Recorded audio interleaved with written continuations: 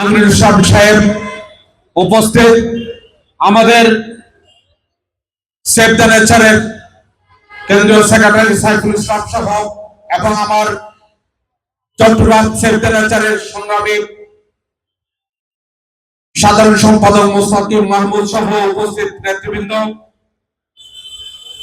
এবং যারা সঞ্চালনার দায়িত্বে ছিলেন সকল এবং আজকে যারা এই পর্যন্ত উপস্থিত হয়ে আমাদের বক্তব্য শুনছেন, গুরুত্বপূর্ণ তথ্য সংগ্রহ করেছেন এবং সাংবাদিক ভাইরা, আমার প্রিয় সংগঠন সেভ দ্য নেচার অফ বাংলাদেশের পক্ষ থেকে আপনাদেরকে শুভেচ্ছা ও কৃতজ্ঞতা জানাচ্ছি।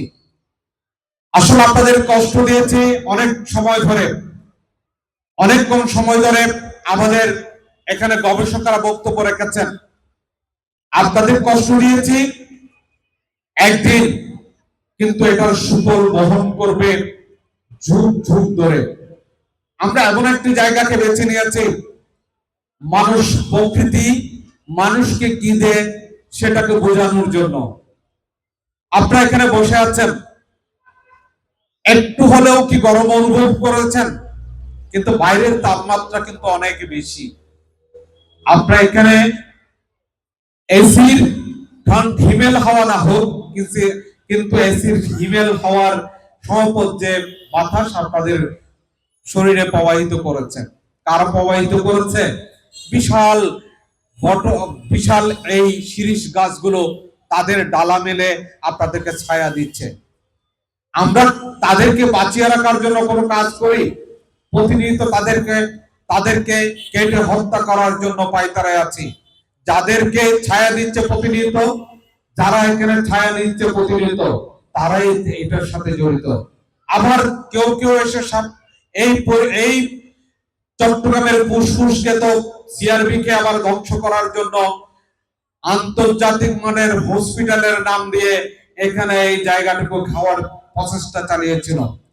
আমাদের প্রধান অতিথি যেমন বলেছেন, ভদ্রকণ্ঠে বলেছিলেন, তখন তিনি মেয়র ছিলেন না, তিনি রাজনৈতিক দলের সাধারণ সম্পাদক ছিলেন। তিনি বলেছেন, এইখানে সিআরবি তে যদি কোনো হসপিটাল হয় তাহলে আমার রক্তের উপর দিয়ে যাবে।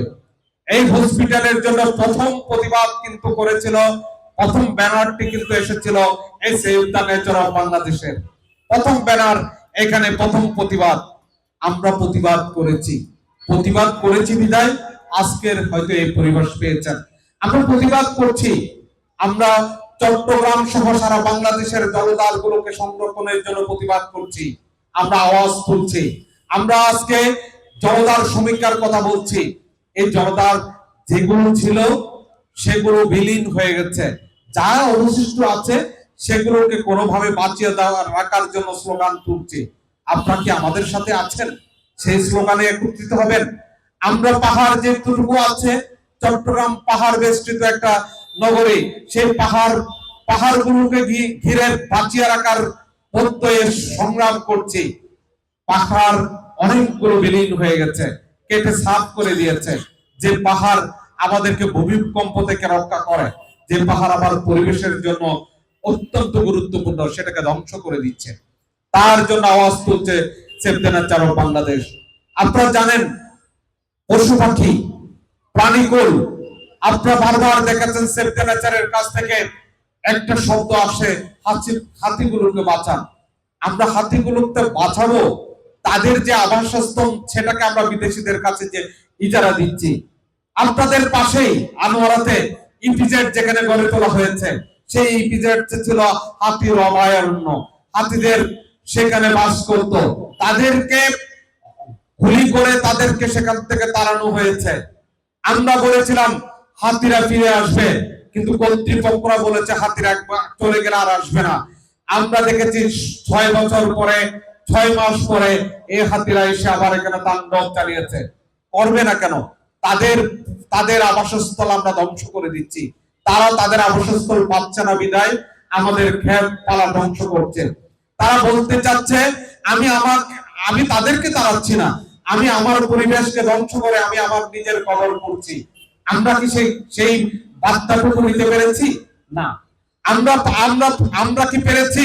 আমাদের এই যে 2 জন বিশেষজ্ঞ স্যার এখানে বসে আছেন, হালদা এবং কর্ণফুলী আমাদের পাশ দিয়ে প্রবাহিত।